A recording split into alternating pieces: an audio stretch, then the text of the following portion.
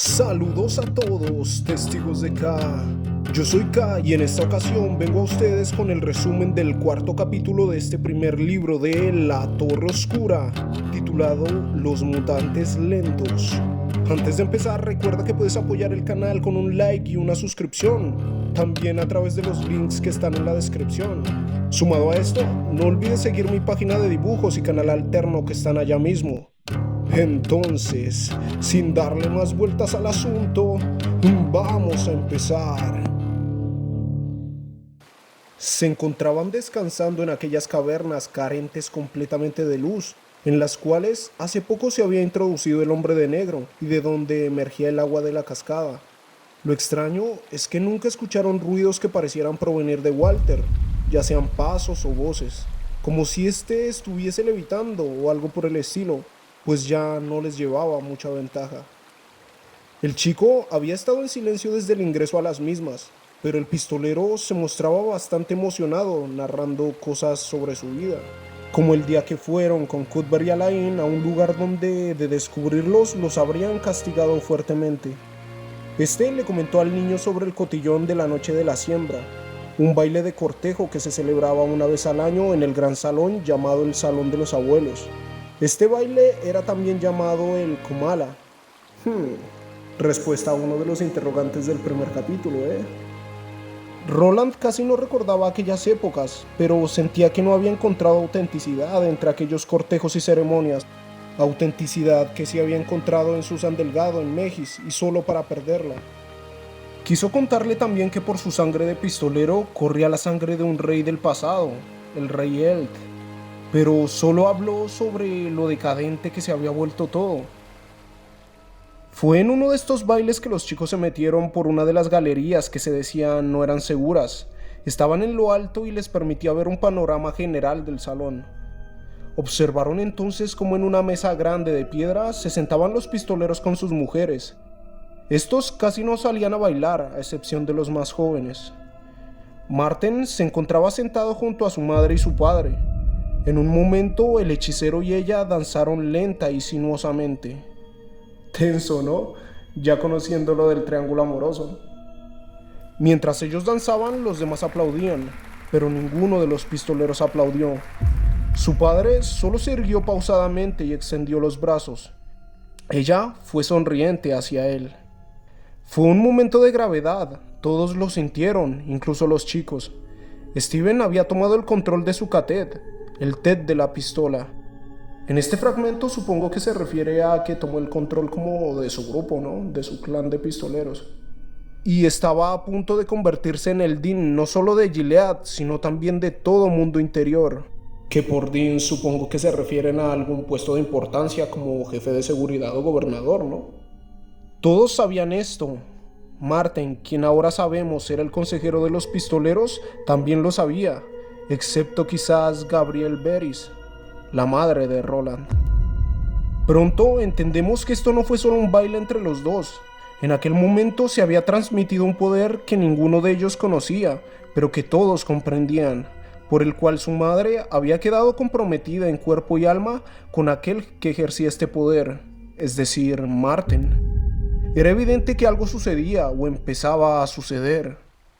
El pistolero terminó preguntando: ¿qué mano habría podido esgrimir el cuchillo que acabó con la vida de mi padre?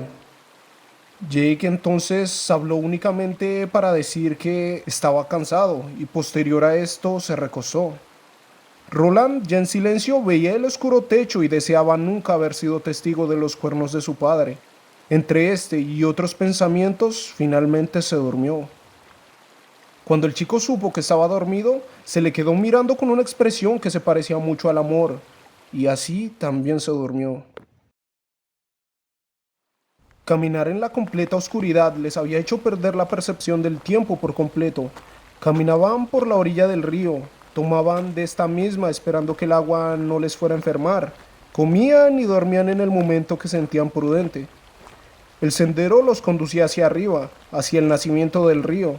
En el lugar había rastro de que en algún tiempo se habían amarrado bueyes por esta zona. Es más, encontraron restos de linternas eléctricas desprovistas de vida.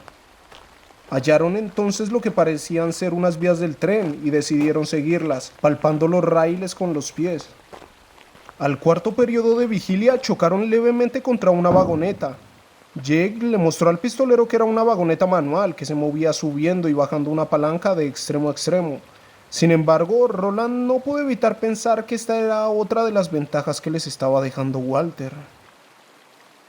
Antes de empezar a mover la vagoneta, una nítida visión invadió al pistolero. Vio los salones destruidos por la guerra civil, a Ali cayendo por sus balas, a Cuthbert corriendo con una sonrisa hacia su muerte con aquel cuerno, y el rostro de Susan contraído y sollozante. Todo esto le sacó una feroz sonrisa. Sentía que haría justicia por ellos. De este modo empezó a impulsar la vagoneta. El pistolero sentía la presión y fatiga de estar cada vez más cerca al inminente clímax de aquella extensa persecución. Un día antes de dormir, Jake le preguntó a Roland que le contara sobre él cómo consiguió su mayoría de edad, aunque más bien quería saber sobre la confrontación que se había tenido con Kurt. Pero el pistolero relacionaba su mayoría de edad más bien con el momento en que su padre lo envió lejos, y de ahí en adelante le tocó moverse de lugar en lugar, viendo increíbles cosas como un no hombre, una persona que se puede volver invisible, a quien había atrapado, pues se dedicaba a abusar de chicas. 2 años después, había dejado a una chica en un lugar llamado Kingstown, a pesar de no querer hacerlo. ¿Quién será esta chica, Cuando el niño le cuestionó sobre si la dejó para poder alcanzar la torre, el pistolero solo lo evadió sintiéndose incómodo en el proceso. Entonces el pistolero empezó con su narración sobre la confrontación que tuvo con Kurt, la cual sucedió en un periodo de fuerte sequía en Gilead, cuando la lucha había comenzado en las fronteras con reportes bastante malos. Habían pasado 3 años desde que Hax había sido colgado. Roland ya tenía 14 años y empezaba a desarrollarse y a atraer la atención de las chicas. Aquel día caminaba despreocupado hacia el terrado para tomar aire fresco. Pasó por los aposentos de su madre y desde los mismos una voz lo llamó. Era Martin. Se encontraba vestido de una manera informal, despeinado y desorganizado. Al parecer habían pasado cosas, según lo que entiendo, ¿no? Este le dijo a Roland que su madre tenía algo que decirle. Ella le dedicó solo una fugaz y reluciente sonrisa triste y alejó la mirada. Gabriel, su madre, se había vuelto hasta ese momento una figura lejana a él. Al ver esta escena, Roland se sintió poseído por un miedo amorfo y sintió un odio indefinido hacia Martin. Su madre le preguntó algunas cosas, mientras el hechicero tenía posada su mano cerca al cuello de ella y estuvo ahí parado con una sonrisa falsamente paternal. Roland se dedicó a responder. En cierto momento, cuando su madre nombra a Kurt, tuerce la boca como si hubiese saboreado algo amargo. Supongo que por conocimiento de lo que vendría. Es extraño, pues pareciera que Martin jugara con su madre. Cada que ésta se sobresalta por la situación, este parece apretar la mano que tiene sobre ella. Al parecer, las intenciones de este sujeto son provocar a Roland, pues en ciertos momentos le arroja comentarios sobre su desempeño como aprendiz de pistoleros, demeritando su trabajo. Este termina diciéndole que puede continuar su camino al terrado de forma despectiva. Esto encendió algo dentro de Roland, quien le dijo: «Mi madre no me ha despedido, vasallo», provocando que el rostro de Martin se contrajera. Roland se acercó con su dolorosa sonrisa diciendo: «¿Me darás un signo de lealtad, vasallo, en el nombre de mi padre a quien tú sirves?» Martin se quedó mirando con incredulidad y finalmente le dijo con suavidad: Ve y encuentra tu mano». Sonriendo con fiereza, el muchacho se marchó. Al cerrar la puerta y alejarse, escuchó cómo el hechicero golpeaba a su madre y le decía que callara sus graznidos. Es así que Roland se lanzó anticipadamente hacia su prueba, sin perder la sonrisa en su cara. Una escena bastante fuerte y densa entre los dos, ¿no? Jimmy se encontró con Roland cuando este pasaba por el patio de ejercicios. Iba a grandes zancadas hacia la cabaña de Kurt y al instante este supo lo que haría y salió en búsqueda de Cuthbert, Alain y Thomas. Todos sabían que Roland sería el primero en hacer la prueba, pero esto era bastante precipitado. El pistolero entró a la cabaña dándole un patadón a la puerta y gritó en la alta lengua: «¡Cort! ¡Ven aquí, Cort! ¡Vasallo!». El instructor salió entonces invadido de ira. Roland entonces exigió su prueba para ser pistolero. Cort le dio la oportunidad de retractarse, pero al ver aquella fiera y dolorosa sonrisa en su rostro, supo que éste no se rendiría. El tutor siente un poco de pena, pues dice que derrotará quizá el alumno más prometedor en 2 docenas de años, pero reconoce la autoridad de Roland, una autoridad que jamás después de ese día volvería a reconocer. Entonces aquel hombre que en otros años había golpeado, maldecido y hecho sangrar a Roland, aquel día se hincó ante él e inclinó la cabeza. El chico aceptó la muestra de respeto y le dijo que se levantara. Así, Cort lo convocó a la confrontación en el patio cuadrado detrás del gran salón. Él llevaría su garrote de siempre y le dijo a Roland que llevara su arma de preferencia. Como era tradición, las opciones para los aprendices eran únicamente 2: o salían por el extremo oriental convertidos simbólicamente en hombres, o salían derrotados por el extremo occidental, ensangrentados y exiliados para siempre. Una prueba de un todo o nada. El joven Roland fue entonces al sótano del granero, donde estaba un envejecido David. El halcón había perdido su brillo, pero su mirada seguía penetrante. «Hoy vas a morir», le dijo Roland mientras lo acariciaba, y después de dedicarle algunas sentidas palabras, salió con este del granero. Fue entonces al patio situado detrás del gran salón. En este se había hecho el ritual de la mayoría de edad desde tiempos inmemoriales. Jamie de Curry, Cuthbert Allgood, Alain Jones y Thomas Whitman eran los únicos espectadores. Roland esperaba que la noticia hubiese llegado hasta oídos de Martin y su madre. Su padre no podría verlo, pues estaba de casa. Cort apareció al extremo del pasillo blandiendo un garrote con un extremo en punta y el otro romo y aplanado, y empezó a hacerle preguntas protocolarias. Cuando le preguntó por su arma, este se alcanzó a sorprender al ver que era David, pues el instructor tenía la ventaja de poder adaptarse a cualquier arma, pero el halcón era una novedad. De igual forma continuó, y al terminar, Cort empezó a aproximarse a Roland. El duelo había empezado. El pistolero quitó la caperuza del halcón y entonces gritó: «¡A él!». David voló y chocó contra el rostro de Cort con ansioso pico y espolones, haciendo volar sangre por los aires. El muchacho trató de acercarse a Cort, pero este lo evitó rápido. Sacó el garrote y lo movió hacia su cara, golpeando a David, quien cayó al suelo roto y retorcido, batiendo desesperadamente un ala y mirando aún con ojos de cazador. El ojo malo de Cort sobresalía ciegamente por la cuenca. Roland le lanzó entonces un puntapié a la sien que lo dejó quieto por un momento. No lo desmayó, al contrario, este se levantó con más impulso y se lanzó hacia el muchacho, quien tropezó con sus propios pies. Allí fue atacado en su brazo por un enloquecido David, que entre el dolor tomaba como presa lo que se encontrara. Antes de que Cort cayera encima de él, Roland tomó a David como si se tratase de una roca y lo lanzó hacia arriba diciendo: «¡Jai, David, mata!». Y entonces Cort cayó sobre él.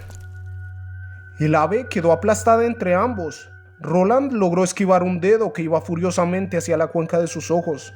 Después, una patada que iba hacia su bajo vientre. Golpeaba a Cort, pero era como golpear una piedra.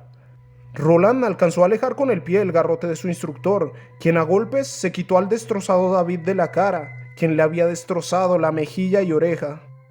Nuestro protagonista no esperó y dio un golpe directo al puente de la nariz de Cort, provocando que saliera mucha sangre. El instructor se aferró a las piernas del muchacho tratando de partírselas, pero Roland alcanzó a soltarse y tomar el garrote. El hombre se incorporó sobre las rodillas y, a pesar de que intentó esquivarlo, recibió el golpe directo del garrotazo de Roland. Este cayó desorientado y casi a punto de desmayarse. Roland le gritó: «¡Ríndete o muere!». Y este, con una débil sonrisa en su rostro, respondió: «Me rindo, pistolero. Me rindo sonriendo. A partir de este día y de todos los que vendrán, Deberás recordar el nombre de tu padre. ¡Qué maravilla lo que has logrado! Antes de que se desvaneciera, Roland le pidió las llaves, su derecho de nacimiento. Este derecho eran los revólveres, unos más comunes que los que su padre poseía, pues eran unas engorrosas pistolas de tambor hechas de níquel y acero, las mismas armas que habían acompañado a su padre durante el aprendizaje, y ahora su padre gobernaba, o al menos teóricamente. Al parecer ser un Din sí es como ser gobernante, ¿eh? Cord le preguntó cómo había entrenado al halcón, y este le dijo que solo se había vuelto amigo del animal. Roland tomó las llaves y cuando se levantó, Cord tomó su pie. Este último le demostró su admiración, pues había logrado pasar la prueba siendo 2 años menor que cuando lo hizo su padre, que hasta ese momento había sido el más joven en hacerla. Pero también le dijo que borre su expresión de la cara, y Roland la borró. Continuó aconsejándolo. Deja que la palabra y la leyenda te precedan. Hay quienes divulgarán ambas. Necios, tal vez. Deja que la palabra te preceda. Deja que tu sombra sea grande. Que le crezca el pelo en la cara, que se haga oscura. Cord sonrió de forma grotesca y continuó. Con tiempo suficiente, las palabras pueden incluso hechizar a un hechicero. ¿Entiendes lo que te digo, pistolero? Roland, en un tono ya más amistoso, le dijo a Cord que hablaría con los dueños de los burdeles para decirles que su cliente frecuente ya no estaría por allá.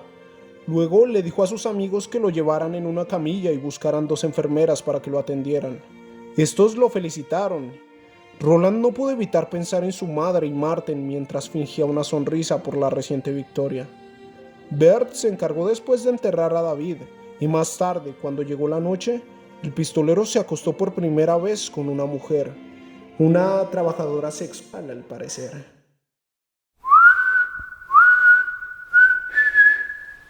El pistolero no le contó esta última parte a Jake, claramente, pero quizá el niño lo habría captado, pues era muy perceptivo, no muy distinto a Alain, que tenía ese poder mitad empatía, mitad telepatía que llamaban el toque. Que veo referencias al resto del universo de King. Jake vio en aquella historia un anticipo al destino que percibía. Roland había traicionado a David, lo arrojó a su muerte y ahora arrojaría al chico con tal de conseguir lo que quería.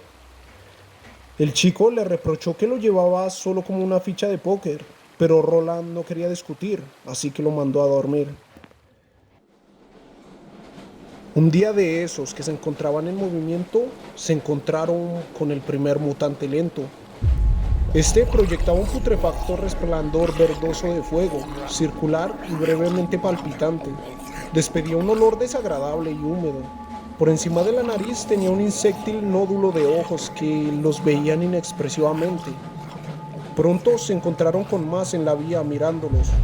Uno de estos empezó a seguir la vagoneta y dejó salir de su cuerpo tentáculos con ventosas. Roland le disparó en la cabeza y el mutante cayó y perdió el resplandor verdoso de su cuerpo. Varios mutantes empezaron a seguir la vagoneta también. Es más, una de las manos cadavéricas de uno de estos seres encontró el pie del chico y empezó a jalar de él. A pesar de que Roland lo sostuvo, la cosa jalaba con una fuerza impresionante. La vagoneta se empezó a detener entonces y a atraer más mutantes. Roland pensó que aquel era el momento en que tendría que sacrificar al chico para continuar con su avance, pero no lo hizo. Al contrario, jaló muy duro de este y derribó al mutante con disparos en el pecho. Jake se sujetó con todas sus fuerzas del cinturón de Roland. Este último se dio cuenta entonces que los mutantes habían cubierto las vías más adelante con un grupo de piedras y se congregaban en el punto de colisión. Jake, aún asustado, tuvo la misión de mover aquellas piedras, que no eran muchas ni muy grandes, pero eran suficientes para frenar la vagoneta. Roland se dedicaría a cubrirlo con sus revólveres. El niño corrió a realizar su parte y Roland empezó a descargar sus revólveres contra los mutantes que iban tras él. Apenas Jake acabó, saltó a la vagoneta que el pistolero ya había empezado a accionar con todas sus fuerzas. Se impulsaron hasta que perdieron por completo a los mutantes. Y fue así que dentro de los siguientes 3 días no tuvieron más incidentes. Para el cuarto periodo de vigilia, lograron ver a unos 8 kilómetros una fuente de luz que al acercarse notaron eran luces artificiales que iluminaban una telaraña de vías que se unían a la que les había guiado hasta allí. Sobre una de las vías había una inscripción que al parecer venía de alguna antigua raíz de la alta lengua y rezaba Vía 10, superficie y destino al oeste. Continuaron impulsando la vagoneta hasta llegar a lo que parecía una estación de metro. Al saltar al andén, vieron puestos abandonados donde seguramente se vendían libros, zapatos e incluso armas. El pistolero se emocionó al revisar el lugar de las armas, pero notó que todas estaban inutilizadas y prefirió tomar un arco junto con un carcaj de flechas. También observaron en el lugar una momia con uniforme de ferroviario, con un periódico en sus manos, el cual se deshizo apenas trataron de tocarlo. El pistolero sabía que el pueblo antiguo había hecho un gas que provocaba este efecto, o eso es lo que Van Eyck les había dicho, quien aquí se nos dice que instruía a los aprendices sobre los libros. Supongo que también les daba un conocimiento más teórico y general, ¿no? El chico pensó que aquel lugar seguro se había convertido en un objetivo militar y había sido atacado con aquel gas. Roland volvió a la vagoneta entonces, dispuesto a continuar su camino hacia la vía 10. En este momento Jake se opuso a subir, pues volvía a sentir que su final sería fatal si continuaba. Sin embargo, el pistolero se comportó indiferente a los reclamos del chico, pues a estas alturas se había dado cuenta que a pesar de que la habilidad conocida como el toque lo alertaba de su posible final, el niño siempre cedía y terminaba siguiéndolo, pues era el único amigo que tenía en aquel lugar. Tan solo por un pequeño momento pasó por la mente del pistolero dar vuelta atrás, irse con el chico y retomar la persecución del hombre de negro cuando el niño madurase. Pero sabía que no era factible, que volver podría significar abandonar todo, olvidar todo, o incluso morir en manos de aquellos mutantes lentos. Roland empezó a activar entonces la palanca de la vagoneta, y tal como pensó, el chico gritó que lo espere y corrió hacia él. Roland llegó a pensar en acelerar y dejarlo ahí, pero al final recibió al chico en sus brazos y lo aferró a su pecho. De este modo continuaron el camino. 3 días de vigilia después, llegaron a un largo túnel de roca fosforescente que le daba una apariencia espectral al lugar. Y también llegaron al punto en que la tierra no sostenía más los rieles, sino que estos quedaban suspendidos en el aire, sostenidos por algunos caballetes de acero que se perdían en el oscuro vacío. Por miedo a que las vías cedieran por el peso de la vagoneta y les hicieran caer, el pistolero le dijo a Jake que caminarían a través de los desgastados rieles de ahí en adelante, y así lo hicieron. La estructura a veces se tambaleaba y provocaba movimientos bruscos que por poco los hacían caer. Jake iba adelante. Advertía al pistolero si encontraba irregularidades en el camino. En el vacío, debajo de ellos, escuchaban el río subterráneo, pero la oscuridad no les permitía verlo. Ni siquiera sabían qué tan arriba estaban del mismo. Los conflictos del chico volvían, y en algún punto de la caminata quiso persuadir al pistolero de que el camino no estaba hecho para soportar su peso. Pero el pistolero hizo todo lo posible para que el niño dejase de pensar en eso y avanzara. A lo lejos, por fin lograron ver una luz del exterior. Parecía un pequeño hilillo entrando en el recinto de cuevas, que parecía llamarlos. El conflicto es que entre más se acercaban al origen de aquella luz, peor eran las condiciones de las vías. De pronto, cuando ya estaban muy cerca de la abertura en la piedra que daba entrada a la luz, el pistolero lo vio. Sí, era Walter. Este lo saludó entre perversas carcajadas. El pistolero buscó instintivamente la mandíbula, pero ya habían prescindido de esta. Jake no pudo evitar asustarse y moverse bruscamente, lo cual provocó que la estructura bajo sus pies se diera y los raíles se ladearan. El niño alcanzó a sujetarse con sus brazos de la débil estructura y empezó a implorarle a Roland que lo ayude y no lo deje caer. Pero el hombre de negro, parado en la abertura de piedra, enfatizó en que salvar al niño era perder la oportunidad de atraparlo. La figura de la torre se incrustó entonces en la cabeza de Roland, quien olvidó todo y saltó por encima del chico que se sujetaba con fuerza. El pistolero alcanzó a aferrarse a la roca, mientras las vías junto a Jake se vinieron abajo. Hubo silencio en el descenso. El niño ni siquiera gritó, solo abrió la boca para decir: «Váyase pues, existen otros mundos aparte de estos». Y se perdió en la oscuridad. Uf, en serio que este compa está enfermo por encontrar su jodida torre. Sacrificó al chamaco de Jake. El pistolero pasó a través de la abertura en la roca y solo volteó una vez, pero no volvió a escuchar al niño. Se acercó tambaleándose a una llanura donde el hombre de negro lo esperaba. Roland aún pensaba en el chico y en lo que había hecho. También en el cómo lo olvidaría y pasaría a ser otro más de los sacrificios en su camino hacia la torre. Pero sentía que parte del chico había quedado muy dentro de él y viceversa. Sabía que su recuerdo lo atormentaría. Frente a frente, el hombre de negro se dedicó a felicitarlo burlonamente por su determinación al tomar la difícil decisión. El pistolero respondió desenfundando con cegadora rapidez y disparando 12 veces. No se nos aclara, pero pienso que hizo lo mismo que hace un rato, ¿no? Disparar a la nada para amenazarlo, o no sé si Walter detuvo las balas. Si le soy sincero, estas escenas no me quedan muy claras. El hombre de negro le dijo entonces: «Ahora, oh, ahora. Hacemos una gran magia juntos, tú y yo. No me matas más de lo que te matas a ti mismo». Walter entonces empezó a retroceder, manteniendo la mirada en el pistolero, haciéndole señas de que vaya donde él le indicaba. Y el pistolero lo siguió, con sus botas despedazadas hacia el lugar donde éste lo convocaba. Y bueno, testigos de K, hemos llegado al final de este capítulo y la verdad es que es bastante fuerte todo lo que pasa, ¿no? No sé ustedes, pero yo tenía una leve esperanza de que tal vez todo iba a ser una jodita y que cuando llegase el momento, Roland salvaría al niño y esto continuaría, no sé, de otra forma. Pero bueno, el desgraciado está loco por dar con el hombre de negro y con su jodida torre. Es un capítulo bastante fuerte y difícil de asimilar, la verdad. Ya estaré subiendo hablando del capítulo 4 que, tiene bastantes cositas por revisar. Pero bueno, recuerden que si este video les gustó pueden darle like y suscribirse. Y sobre todo, recuerden luchar por sus sueños, testigos de K.